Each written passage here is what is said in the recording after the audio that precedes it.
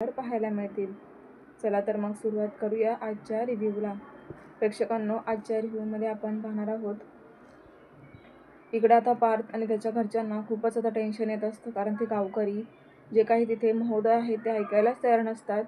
त्यातल्या त्यात आता एका माणसाने गावकऱ्यातल्याच जोरात असं काचेचा ग्लास मोहिनीच्या डोक्याला फेकलेला असतो, मानिनीच्या, आणि त्यामुळे मानिनीच्या डोक्याला पण जखम झालेली असते. इथे आता पार्थला खूप राग आलेला असतो, कारण मानिनीच्या डोक्यामधून रक्त निघत असतं. तिला आता खूप मोठा धक्का दिलेला असतो. तरीसुद्धा आता पार्थच्या तळपायाच्या आग मस्तकात जाते आणि तो त्या गावकऱ्यांना पुन्हा एकदा भांडू लागतो की तुम्हाला काय गरज आहे माझ्या आईला ते मारायची? तिला किती वेदना होत असतील. तुमचं ऐकणार नाही मी. मला माझ्या होणाऱ्या बायकोला शोधायला बाहेर जायचं आणि त्यामुळे मी जाणारच. आता पार्थ काय ऐकायलाच तयार नसतो. तो सारखं तेच म्हणत असतो की प्लीज मला माझ्या बायकोला शोधायला जाऊ देत. तरीसुद्धा ते गावकरी म्हणतात की ह्या गावाची शिव ओलांडून कुठेही जायचं नाही आहेस तू, समजलं? आणि ह्या गावाच्या बाहेर तुम्हाला जायला प्रवेश नाही. जोपर्यंत ह्या मांडवामध्ये तुझं लग्न होत नाही तोपर्यंत आम्ही इथून हलणार नाही आणि तुम्हालाही जाऊ देणार नाही. आता असं म्हटल्यावर पार्थ आणि त्याच्या घरच्यांना खूप टेन्शन आलेलं असतं, खूप काळजी वाटत असते. त्यात आता एक महोदय आलेले आहे तिथे, यशवंतराव. ते आता समजावायला लागतात की तुमच्या मुलीचा असा घोळ झालेला आहे की ती स्वतःहून इथून पळून गेली, त्यामुळे तिचं अफेअर होतं आणि त्याच्यामुळेच गावात आपल्याला काहीच इज्जत राहणार नाही. ही गोष्ट जर बाहेर पसरली तर आपल्या गावाची खूप नाचक्की होईल. कोणत्याही मुलाचे इथं लग्न जमणार नाही.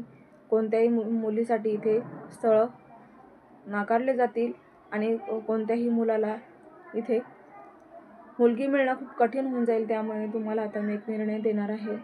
तर ते सांगणार असतात, पण दुसरीकडे आता नंदिनी गाडीमधून जात असतानाच जीवाई आता त्याला खूप घाई झालेली असते. तो आता गाडीबरोबर बोलतोय की गाडी, ए भाई चल ना, पळ ना लवकर. तिकडे माझ्या भावाचा थाटामाटात लग्न होणार आहे आणि काय हे हॉस्पिटल इतक्या लांब आहे. हॉस्पिटलमध्ये माझा किती वेळ गेला. तिकडे माझे सगळे वाट पाहत असतील, मला जायला हवं. असं एकटाच बडबडत असतो आणि आता त्याची गाडी तो खूप फास्ट घेतो, पण तो त्याच्या मार्गाने बरोबर चाललेला असतो. समोरून आता दीपक आणि सँडीची गाडी येते आणि मग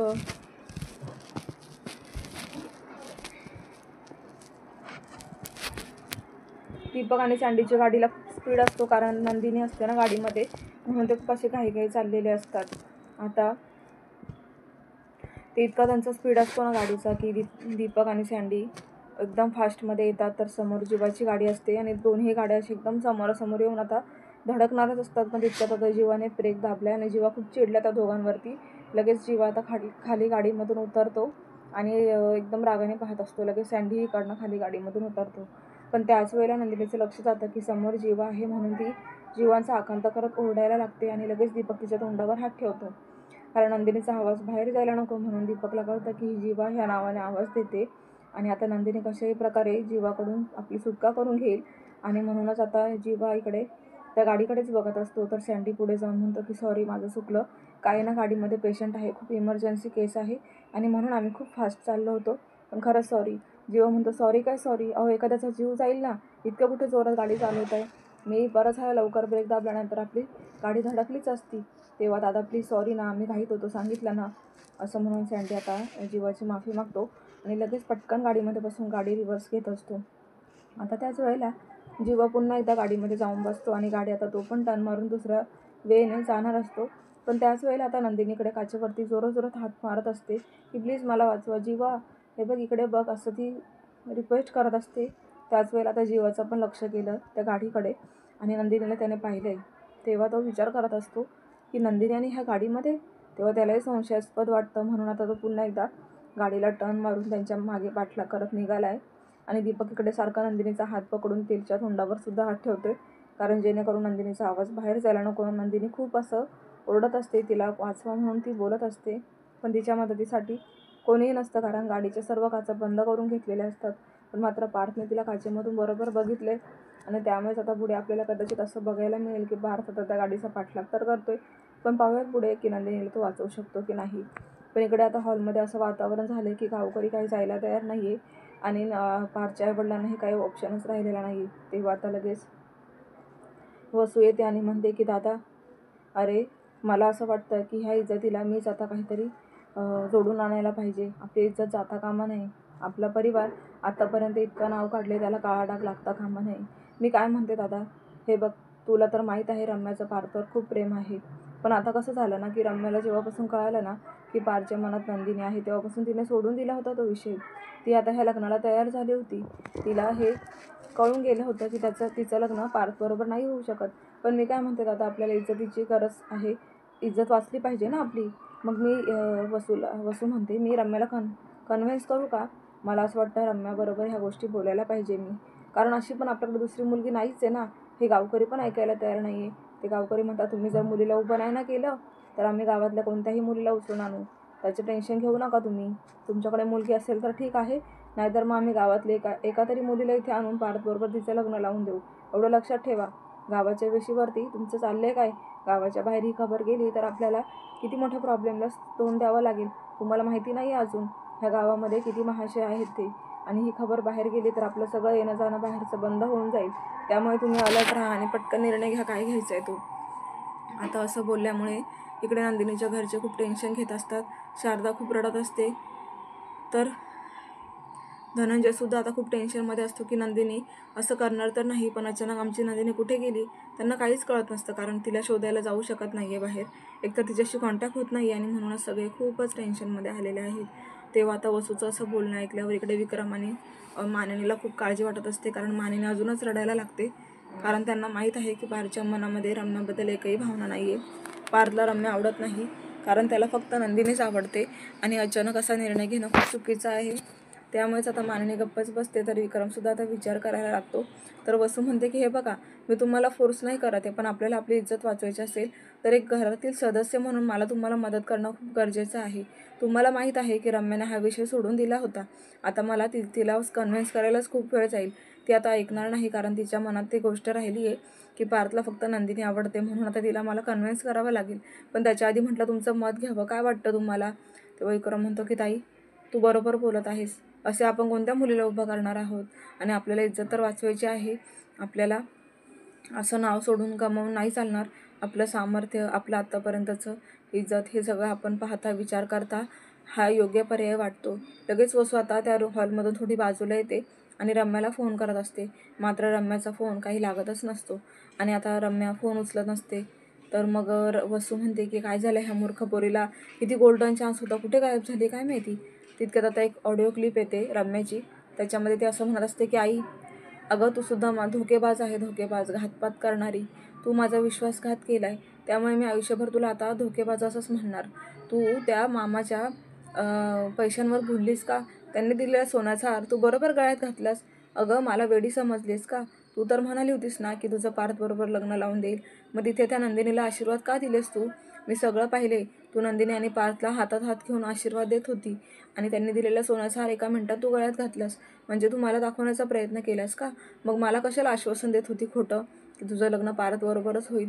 तुला जर नंदिनीच पटत होती त्या पार्थसाठी, तर मला का मध्ये आणलंस? आता मी तुझ्यापासून खूप लांब निघून चाललेले आहे. मी तुझ्याशी संबंध पण ठेवणार नाही, इतकी चिड मला आत्ता आली आहे. त्यामुळे आता परत माझ्याशी कॉन्टॅक्ट करण्याचा प्रयत्न करू नकोस. मी जाईल मला जिकडे जायचं आहे तिकडे. मला तुझं तोंडही पाहायचं नाही. असं काय काय लिहिलेलं ऑडिओमध्ये ऐकते आणि वसूला धक्काच बसतो की किती मूर्ख मुलगी आहे ही. हिचं चाललं आहे का? हिचा गोल्डन चान्स आता निघून जाईल. कुठे गेली ही? पण मी असं केलंच का? हिला कळत नाही का हे सगळं नाटक होतं ते? तर स्वतःशीच बोलताय वसू. आता त्या पण टेन्शनमध्ये येतात. त्याच वेळेला आता मागून विक्रम येतो आणि म्हणतो की ताई. ती एकदम घाबरते वसू. तिला असं वाटतं की फोनवरचं बोलणं ऐकलं की काय, पण विक्रमने काय ऐकलेलं नसतं. पण विक्रम म्हणतो की ताई, अगं मी तर खूप मोठा गैरसमज केला होता. पार्थ आणि रम्याच्या लग्नावरून मी तुझ्याशी किती वाद घातला. तुला वाटेल ते बोललो, पण खरंच मला माफ कर ताई. आज तू माझं खूप महत्त्वाचं काम केलेस, आपले अब्रूला वाचवलंयस. तू आज रम्याचा हात माझ्या पारच्या हातामध्ये देणार आहेस, त्यामुळे मी तुझ्यावर खूप खुश झालो आहे. खरंच हे उपकार कायम असतील माझ्याकडून. तेव्हा आता वसू म्हणते की आता ते खरं आहे रे, पण रम्या कुठे गेली तेच समजत नाही आहे. ती पूर्ण हॉलमध्ये नाही आहे, तिचा फोनही लागत नाही आहे. तेव्हा आता हिच्यापर्यंत ही गोष्ट पोहोचवायची कशी? विक्रम म्हणतो काय बोलतेस? पण मी तर तिला पाहिलं होतं, ती इथेच हॉलमध्ये होती. पण मग वसू म्हणते की नाही दादा, ती हॉलमध्ये नाही आहे, मला तिला फोनच करावा लागेल. पण तिचा फोन आता स्विच ऑफ येतो, कारण तिने सगळ्यांशी संबंध तोडून टाकलेले असतात. तिने डोळ्यांनी जे बघितले ते तिला खरं त्याच्यावर विश्वास बसतो आणि त्यामुळेच तिला असं वाटतं की आई पण नंदिनी आणि पारच्या लग्नाला सपोर्ट करत आहे, मग माझा काही फायदा नाही इथे थांबून. त्यामुळे ती रागानेच निघून गेलेली असते. तर प्रेक्षकांना पुढे आता असं बघायला मिळतं की जीवाने नंदिनीला पाहिल्यामुळे तो खूप जोराजोरात गाडी चालवत असतो आणि त्याला नंदिनीचा पाठलाग करायचाच असतो. पण त्यामुळेच आता इकडे ते एकाच गावाच्या वेशीवरून जात असतात. तर पुढे आता इकडे वसू असं म्हटल्यावरती लगेच मानिनी आणि विक्रम विचार करतात की मग आता बोलवा रम्याला पटकन गुरुजींना सांगावं लागेल की मुहूर्त टाळण्याच्या अगोदर ह्या दोघांचा शुभ मुहूर्त व्हायला पाहिजे. मग मानिनी म्हणते की अहो थांबा, घाई करू नका, आपल्याला पार्थबरोबर बोलावं लागेल, त्याला अजून काही माहिती नाही आहे ना. मग आता विक्रम म्हणतो की हो चालेल ना, बोलूयात आपण, पण फिक्सच ठर, तो काय आपल्या शब्दाबाहेर जाणार नाही मानिनी, त्यामुळे तू काळजी नको करूस. त्यालाही माहिती आहे की परिस्थिती अशी आहे की त्याला दुसरा ऑप्शनच नाही आहे. मग आता यशवंतराव आणि दौलतराव इकडे बोलत असतात. दौलतराव म्हणतात की आमच्या पोरीने पार इज्जतीचा पंचनामा करून ठेवला आहे, तिला काही कळतच नाही ना, अशी अचानक घर सोडून गेली. खरं तर आईबापांनाच कळायला पाहिजे आपल्या मुलं काय करतात काय नाही. त्या धनंजयने लक्ष दिलं नाही वाटतं पोरीकडे. पार इथे माझा जावई पण आहे की ते इज्जतीचा पंचनामा झाला आहे माझ्या, असं दौलतराव म्हणत असतं. तेव्हा यशवंतराव म्हणतात की तुम्ही काळजी करू नका दौलतराव, तुमच्या इज्जतीचा काही पंचनामा वगैरे झालेला नाही आहे. त्यामुळे मी तुम्हाला सांगतो की माझ्याकडे एक ऑप्शन आहे. नवरी मुलगी अशीच मांडवातून पळून गेली तर एकच ऑप्शन असतो, जसं की आई मेल्यावर बाळाला मावशी सांभाळते, त्याचप्रमाणे जर मोठी बहीण ही जर तिथून गायब झाली किंवा मेली तर लहान बहिणीलाच उभं केलं जातं. मग आम्ही असा विचार केला आहे की इथे नंदिनी नाही आहे, पण नंदिनीला लहान बहीण तर आहे ना, ती काव्या. मग काव्याला जर पार्थबरोबर लग्न करून दिलं तर काय बिघडणार आहे. अहो तुमच्या इज्जतीची धिंडवडं तरी निघणार नाही, तुमची इज्जत राखून धरली जाईल. तुम्हाला माहिती आहे का, मागच्या महिन्यात असं झालं होतं, एका मुलाची बायको अशी वेळेवर लग्नातून पळून गेली आणि म्हणून लगेच त्या मुलाने त्याच्या होणाऱ्या बायकोच्याच लहान बहिणीला ॲक्सेप्ट करून दोघांनी लग्न केलं. त्यामुळे गावकऱ्यांमध्ये ही खबर पसरली होती, पण गावाच्या बाहेर गेली नाही. पण तुमचं कसं झालं आहे ना, एकतर तुमचं नाव ऑलरेडी नावाजलेलं आहे आणि त्यात ही नवरी पळून गेली, त्यामुळे तुमच्या नावाची अशी बदनामी होते ना, तर गावाच्या बाहेर जायला सुद्धा तुम्हाला जागा राहणार नाही. त्यामुळेच मी सांगतोय की हेच करा, असंच करा, त्याशिवाय तुमची इज्जत अशी वठणीवर टांगणार नाही. आता एवढं सगळं बोलल्यावरती इकडे दौलतराव म्हणतात की तुमची पण आयडिया चांगली आहे, पण विचारावं लागेल आमच्या काव्याला. तेव्हा आता इकडे पार्थला मोहिनी आणि विक्रम म्हणत असतात की असा प्लॅन केला आहे त्या यशवंतरावांनी की नंदिनी नाही आहे म्हणतायत तर तिच्या लहान बहिणीशी लग्न करण्याचं तुला सांगतायत. तेव्हा पार्थ म्हणतो काय, पण माझ्या मनात तर फक्त माझी नंदिनी आहे आणि मी काव्याबरोबर लग्न मला नाही जमणार आहे, मी तिला कधीच त्या नजरेने पाहिलेलं नाही आहे. तेव्हा आता मानिनी म्हणते की सगळं बरोबर आहे, पण वेळ अशी आहे की तुला आमची इज्जत वाचवण्यासाठी, आमचं जे काही सामर्थ्य आहे ते टिकवून ठेवण्यासाठी तुला काव्याबरोबर लग्न करावंच लागेल. पार्थ, सांग लवकर तुझा निर्णय काय आहे ते. एकदम असं ऑन द स्पॉट त्याने निर्णयसुद्धा घ्यायला लावला आहे. तेव्हा प्रेक्षकांना पाहूयात आता पार्थ काय निर्णय घेईल ते. कसं वाटलं आजचा भाग प्रेक्षकांना. भेटू उद्याच्या भागामध्ये. धन्यवाद.